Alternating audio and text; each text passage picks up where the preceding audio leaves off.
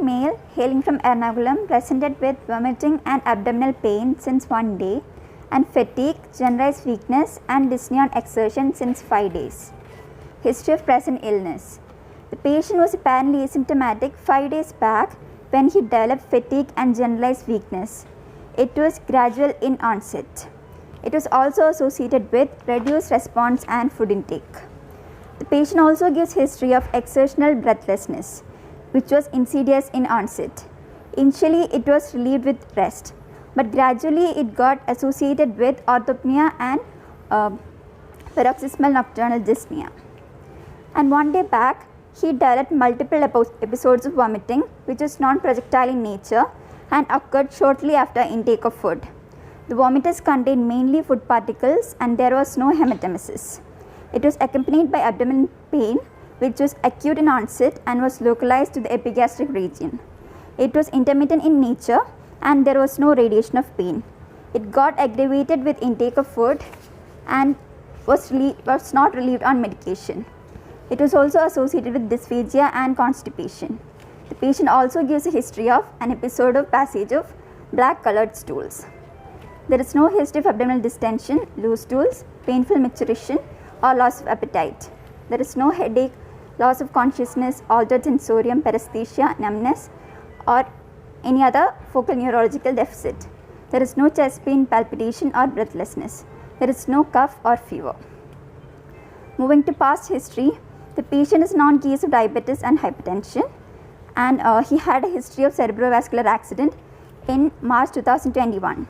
He has a history of bronchial asthma, but there is no history of tuberculosis or any other surgical history in the past.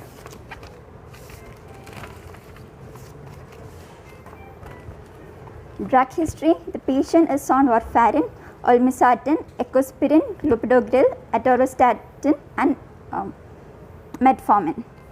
Personal history. There is no altered sleep rhythm, there is no loss of appetite, but there is constipation and there is no habituations. Family history. There is no relevant family history. Moving to general examination. What do you think a patient come with orthopnea, PND, a young patient come with all these things? What are possibilities? And black colored stools? Yes, sir. It could be orthopnea and PND could be due to cardiac cause. Cardiac failure. Failure. It can be due to a cardiac cause or non-cardiac cause like anemia. Yes. Or thyrotoxicosis. So many causes are there. But he has got black stools. Yes. What are the conditions you get black stools? There is bleeding of the lower GI. Okay. There is hemorrhage. Lower GI mostly it will present with a fresh bleed, especially in the lower part of the lower GI, fresh bleed. But a bleed from the upper GI, mostly it is black in color. Yes. And somebody is on iron tablets. So whenever you get a history of black stools, you have to ask whether epigastric pain is there, any problem is there, altered bowel habits are there, and whether he is on any iron tablets. Yes. These two things should be taken care of. Okay. Yes. So you keep it in mind that this patient has got exertional breathlessness, he has got black tarry stools, so possibly there is anemia. Yes. Any other cause we should rule out Yes. for exertional dyspnea, orthopnea, PND and all. Okay. Okay. Now moving to general examination. So we have a volunteer here. This is not actual patient. So volunteer here. You should show me how to examine your general physical examination. Yes, sir. The patient is conscious, cooperative and well oriented with time, place and person. Any anemia patient can have altered behavior? Yes, sir. Why? Patient can be in shock. No, simple things. B12 deficiency can have altered behavior, dementia, all these things. Okay. Anemia as such in shock can have altered behavior because of shock. But commonly because of B12 deficiency they can have slight altered behavior, slight dementia, all are possible. Okay. Moving to vitals. Pulse rate was 83 per minute, regular rhythm, normal volume. What are the abnormalities you see in pulse in anemia case? It could be hypovolemic. Anemia as such will produce hypervolemic pulse. When the patient go to shock, you can have hypovolemic pulse. Sorry, thready pulse. Otherwise, you have hypervolemia and you have hyperdynamic pulse. Okay. tachycardia and high bounding pulse is a classical feature of any anemia. But when they are in shock, you get other part. Okay. Then character was normal. The condition of vessel wall is normal. There is no radiofemoral or radioradial delay. Peripheral pulses were felt bilaterally. Respiratory rate was 18 per minute, abdominothoracic type. Blood pressure was 150/70 millimeters of mercury. Taken in What right. happens to the BP in anemia? So it falls. You get wide pulse pressure. It falls, all occurs in shock. Yes. But otherwise you get wide pulse pressure like 130/60, 130/40. Like that wide pulse pressure is classical of anemia patient. Okay. Then the patient was afebrile. What happened to the body temperature in anemia?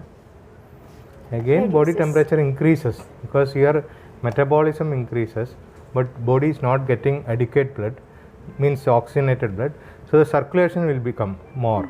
It's hyperdynamic state.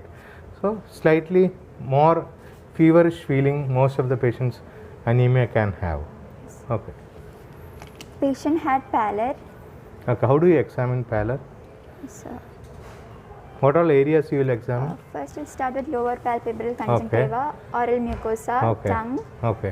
palms. How do you and examine elbows. lower palpebral conjunctiva? You Okay. pull the lower. So lower part of the conjunctiva you are seeing, that will be pale in color. Where else you see oral cavity, and then tongue. also you can see. Tongue you can get ball tongues, red tongues, smooth tongues. So many differential diagnoses can be there. Sides of the lips, Glossitis. angular stomatitis, cheilitis, glossitis. Okay. Then where else you see for anemia? Palms. Palm. and Okay. nails. What you will see in palms? Palmar creases. Palmar creases will be Pale. disappearing, paleness of palmar creases. Once it is less than 7, it will be disappearing. Then Nail beds. nail. What color nail changes you can get? It will be pale. It will be pale. Okay. Whitish color. Okay. Whitish color can be seen in hypoalbuminemia also, but here also you can get pale nails. Spooning of nails. Yes. Koilonychia. Spoon-like nails. Flat nails. So all these things can be there. What happens to the knuckle area? Knuckle pigmentation is seen in B12 deficiency. Okay. So knuckle pigmentation, absent palmar, all are different types of anemia, but knuckle pigmentation is classical for B12 deficiency. Okay.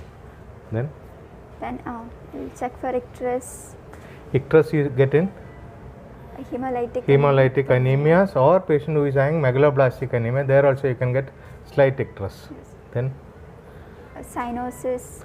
cyanosis, can you get in anemia? No. Even if the patient is hypoxemic, sometimes you don't get, because if it is less than 5%, you will never get cyanosis. Okay. Clubbing. Clubbing can be there in anemia. Is it possible? No. It is not very possible, not classical. Very rarely you get clubbing. Normally, clubbing is not explained in anemia. Lymphadenopathy. Can you get lymphadenopathy in anemia? If the anemia is caused due to lymphoma or any. Okay, if it is due to lymphoma and all, a bone marrow infiltrative disease, lymphoma, TB, sarcoidosis and all, you can get. Edema. Peripheral edema. Okay, it is due to fluid overload. Okay. Okay, these are the common general physical examination finding. Okay, then Multisystemic examination. which system you want to examine? Which all system you want to examine? Gastrointestinal system. Okay, what do you get? Look for hepatomegaly and splenomegaly. Okay. That splenomegaly is most important because anemia case, most of the cases spleen will be slightly enlarged and splenomegaly itself can produce anemia. So spleen should be examined, especially lymphoma, infections and all. Okay. Then heart murmurs, CNS, peripheral neuropathy. B12 deficiency, folic acid deficiency, you get peripheral neuropathy. Vibration sense should be examined. Okay. So what is your diagnosis, final diagnosis? In this case, what you explained in the case? On examination, the patient had pallor, edema, Okay. koilonychia, Okay. and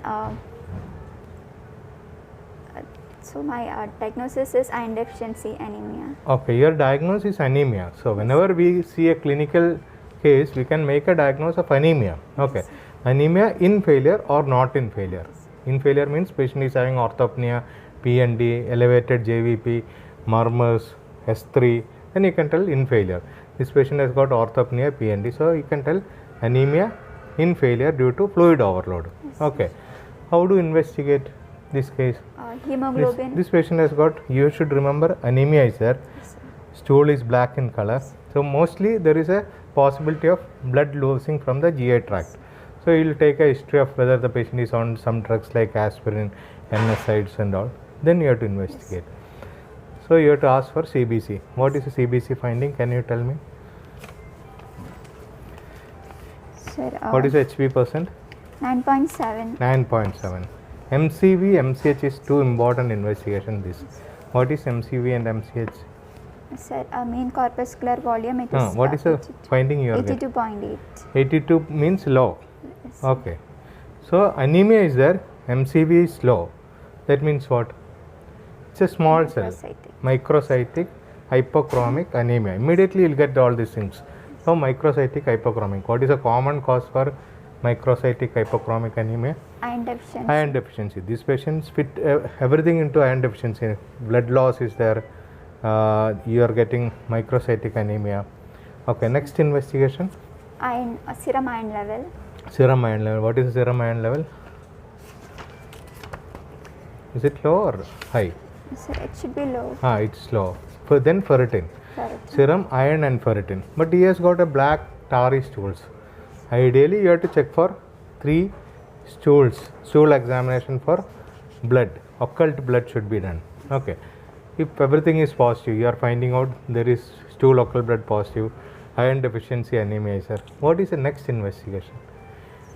Endoscopy. Endoscopy should be done. Endoscopy may show some ulcers. You have to treat that. Yes. Okay. How do you correct this anemia? He has got iron deficiency anemia due to a bleed in the stomach, maybe due to some drug induced bleed. That should be taken care. Like you can give proton pump inhibitors and sucralfate. Yes. How do you treat the anemia? Can we give iron tablet to this fellow? No, sir. When there is ulcer in the stomach, we should never try to give oral iron. That can aggravate. So you have to give iron infusion. Yes. Okay, you can give IV iron. One of the indication of IV iron is whenever there is GI ulcer. Okay, so you have to give IV iron. Then once the ulcer is completely cured, you can probably treat with iron tablets. But at present, we have to give IV iron. How long you give iron injection or oral iron? Sir, 3 months. You have to correct the anemia first. Then you have to replenish the iron for stores. Another 6 months. So suppose we treat for 1 month, his anemia will be corrected. Another 6 months, whether it is oral or IV iron, should be given for him. Okay. When will you check his hemoglobin level? First 10 days. Okay. Afterwards. So normally when we are correcting the factors, within 48 hours it is going to improve. Okay, but it will take some time to show the results. So it may take at least 2 weeks, 3 weeks. Then we can call back the patient and review it. And again we have to check for stool occult blood. Whether ongoing bleed is there or not, we have to find out. Okay. Okay. Thank you. Thank you, sir.